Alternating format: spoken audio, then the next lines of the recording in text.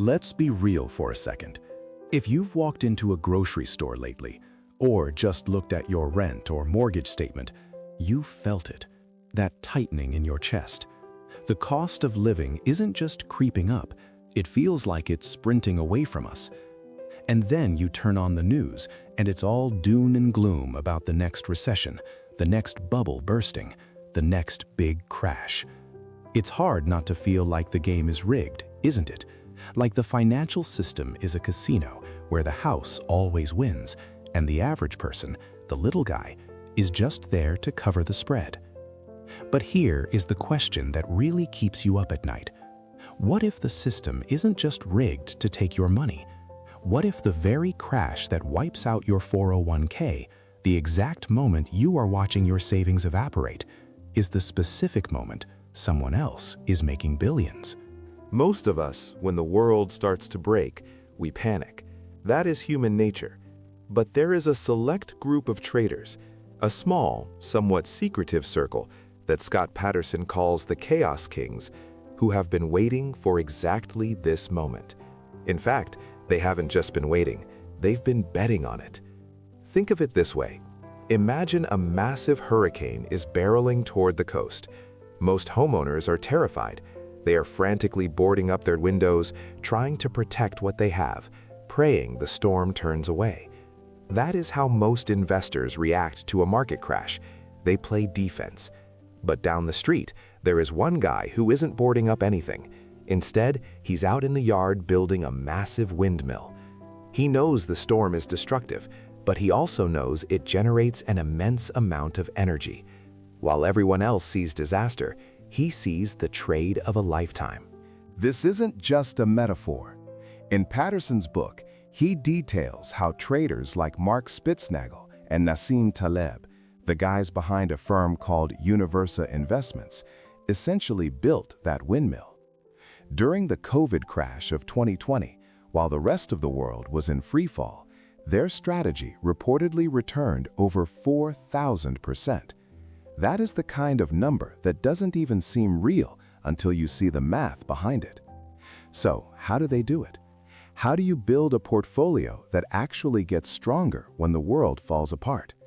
In the next section, we are going to crack open their strategy and look at the Black Swan theory that started it all. Welcome to The Last Read. Books for your ears, wisdom for your life.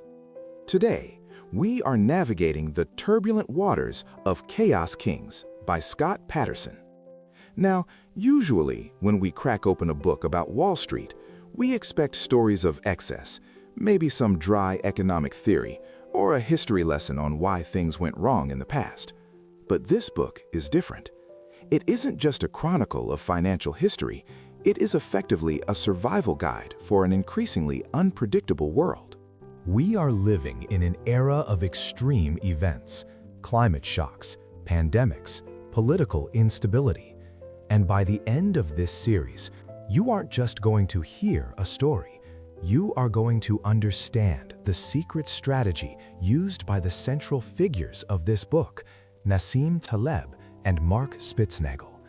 As we hinted at, these are the men who turned disaster into fortune.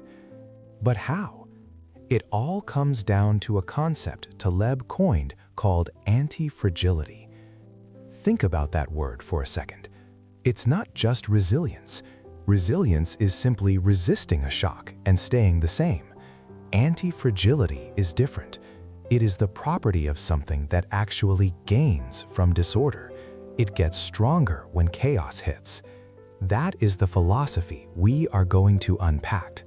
Make sure you hit that subscribe button right now, because over the next few episodes, we are going to lay out the blueprint for financial survival that Patterson uncovered.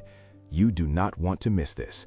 And of course, if you want to dig into the source material yourself, the link to buy Chaos Kings is waiting for you in the description. But before we can understand the strategy or the philosophy of the Black Swan, we have to understand the man who tracked these investors down. Because Scott Patterson isn't just a writer, he is a veteran detective of the financial world. Scott Patterson isn't just a writer, he is a veteran detective of the financial world. For over 2 decades, he has been a staff reporter for the Wall Street Journal, but his work goes far beyond standard market reporting. Patterson has a specific, almost obsessive knack for tracking down the mad scientists of Wall Street, the figures operating in the shadows who are often smarter, faster, and more dangerous than the regulators trying to catch them. If you look at his previous work, you see a pattern of warning us about the invisible gears turning the economy. In his bestseller, The Quants, he exposed the math geniuses whose complex algorithms conquered the market and then nearly destroyed it in 2008. Then, in Dark Pools, he went even deeper, uncovering the rise of high-frequency trading and the AI bandits that rigged the stock market in milliseconds, often leaving the average investor in the dust. He has effectively been the canary in the coal mine for systemic risk for his entire career. In Chaos Kings, Patterson does something fascinating. He takes that investigative lens and embeds himself with a different tribe.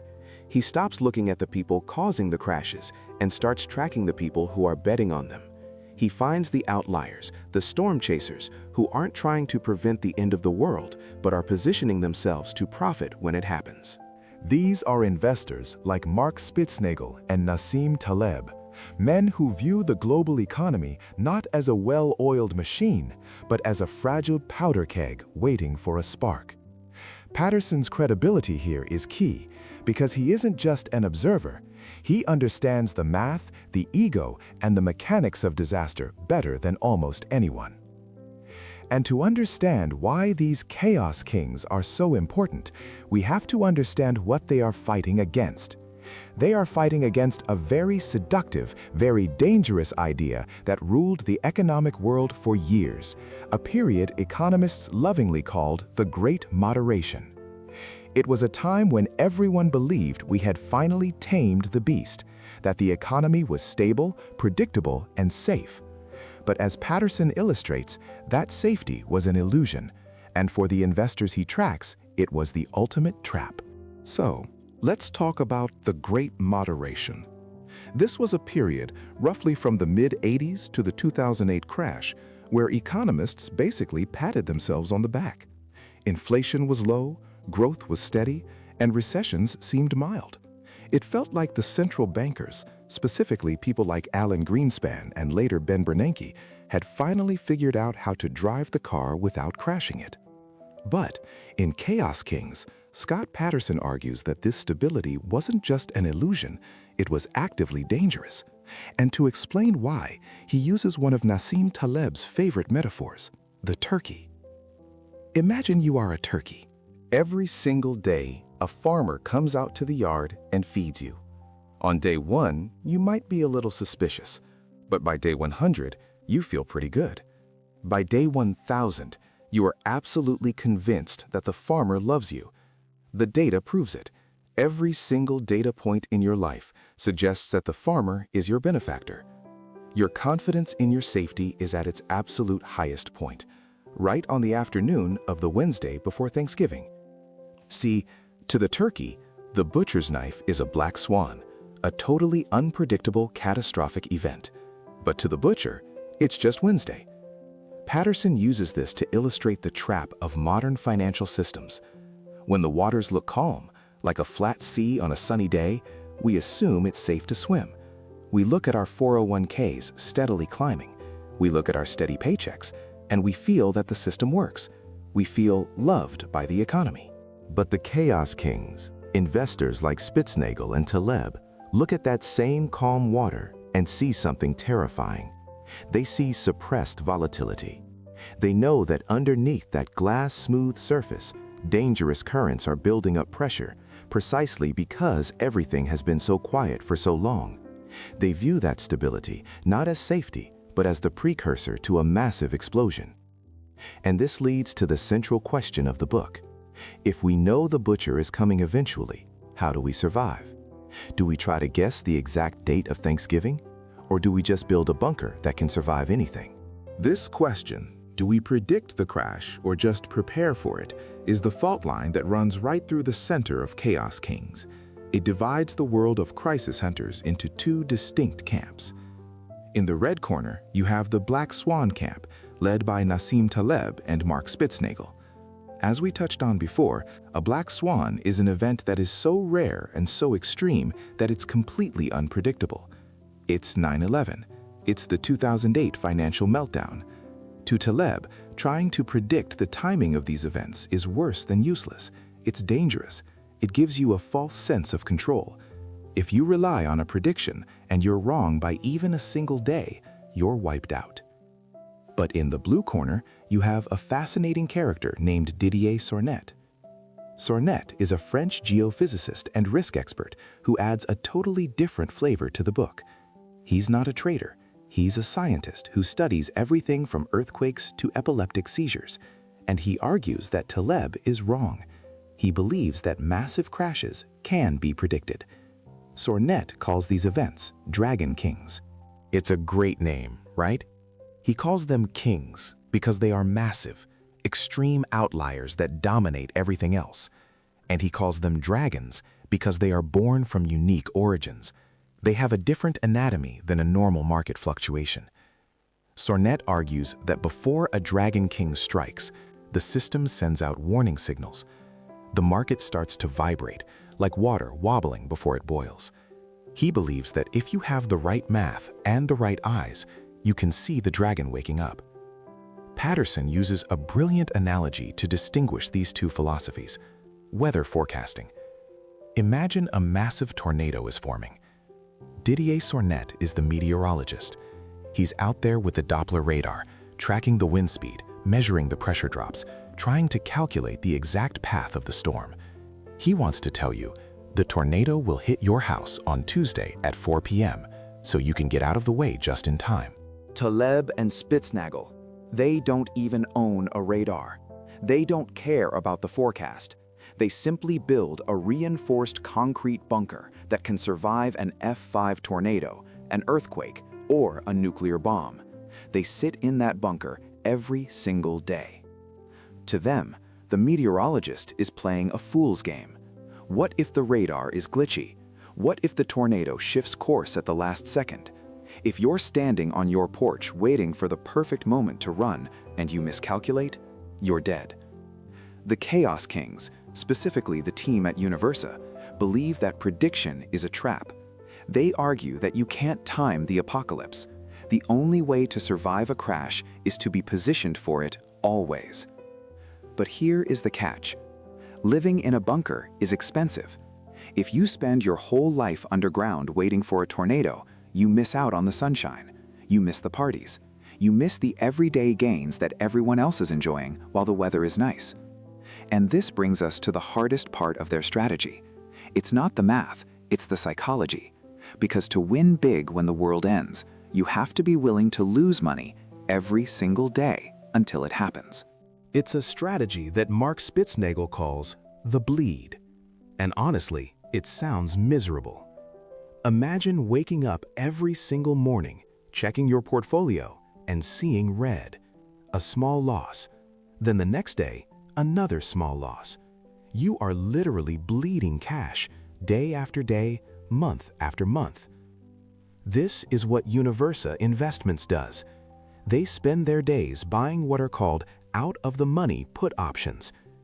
Now, without getting too bogged down in the financial jargon, think of these like lottery tickets that only pay out if the stock market completely collapses. Most of the time, the market doesn't collapse. It goes up a little, down a little, or stays flat. So these options expire worthless. The money is gone. Poof. To the average investor, or even a seasoned Wall Street trader, this looks insane. You're throwing money into a fireplace. But Spitznagel looks at it differently. He uses the analogy of fire insurance on your house. You pay your premium every month. Let's say it's a few $100s. At the end of the year, if your house hasn't burned down, do you call up State Farm and scream at them? Do you say, I wasted all this money because my kitchen didn't catch fire? Of course not. You paid for the certainty that if the worst happened, you wouldn't be ruined. That is the Universa model. They are willing to look like losers for years just to be the only winners when it matters. And when it matters, it really matters. Take March 2020. The COVID-19 pandemic hits. The global economy locks down. The S&P 500 falls off a cliff, dropping faster than it has in nearly a century. Panic is everywhere. Buy and hold investors are watching their retirement accounts evaporate. But inside Universa, those cheap, worthless options they'd been hoarding suddenly exploded in value. While the rest of the world was melting down, Universa's tail risk strategy reportedly returned something like 4,000% in the first quarter of 2020. Think about that number, 4,000%. This allows their clients to do something very specific. Universa advises a barbell strategy. You put about 97% of your money in stocks, aggressive, high-growth stuff, and you put just 3% into Universa. When the market is good, that 97% makes you rich. The 3% is just the cost of doing business, the insurance premium. But when the crash comes, that 3% swells up so massive that it covers all your losses on the other side. So, while everyone else is selling at the bottom because they're terrified or broke, Universa clients have a pile of cash to buy up cheap assets. It's the ultimate contrarian move, but it requires a very specific philosophy to stick with it. You have to be okay with looking foolish while the sun is shining. And this philosophy stems from a very deeply held belief that Spitznagel and Taleb share. It's not just about money. It's about survival. It's about a concept called the Precautionary Principle. The Precautionary Principle is a concept that sounds somewhat academic on the surface, but in the hands of Nassim Taleb and Mark Spitznagel, it becomes a non-negotiable law of survival. In Chaos Kings, Scott Patterson breaks down how this principle operates as a shield against what they call ruin. The core idea is deceptively simple. If an action or policy has a suspected risk of causing severe, irreversible harm to the public or the environment, like releasing a new pathogen, or perhaps unregulated genetic modification, the burden of proof falls squarely on those taking the action to prove it is safe. It is not up to the public to prove it is dangerous. Taleb argues that when we are dealing with complex systems, like the global climate or the viral spread of a disease, we cannot rely on standard statistical models. Those models usually look at the past to predict the future.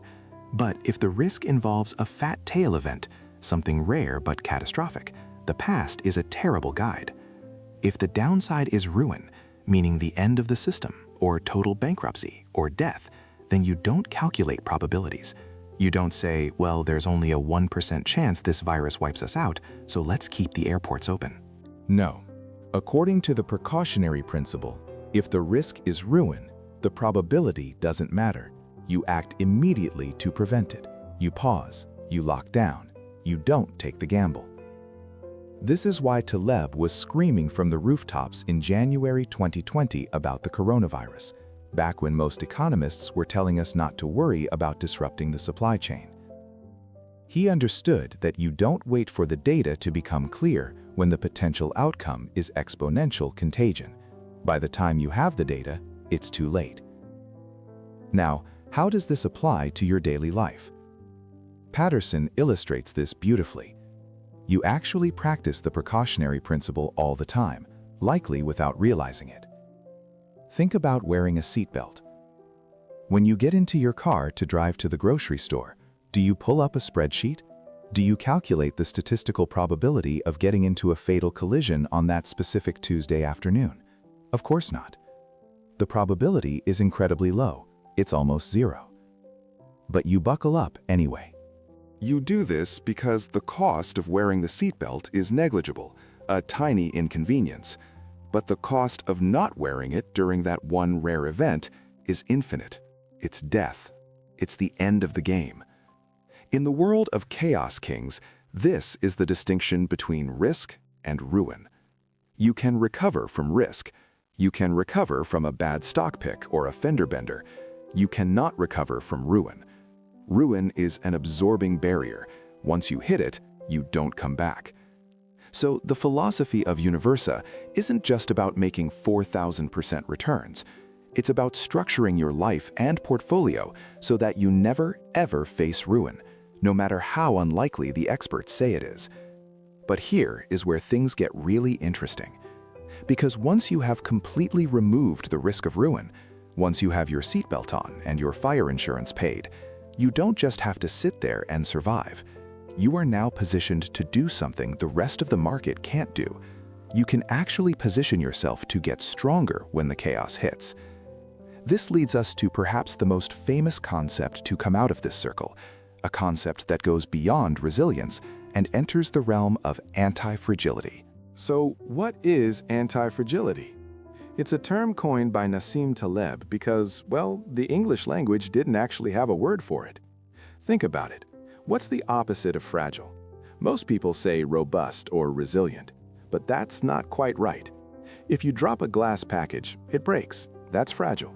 If you drop a rock, it stays the same. That's robust.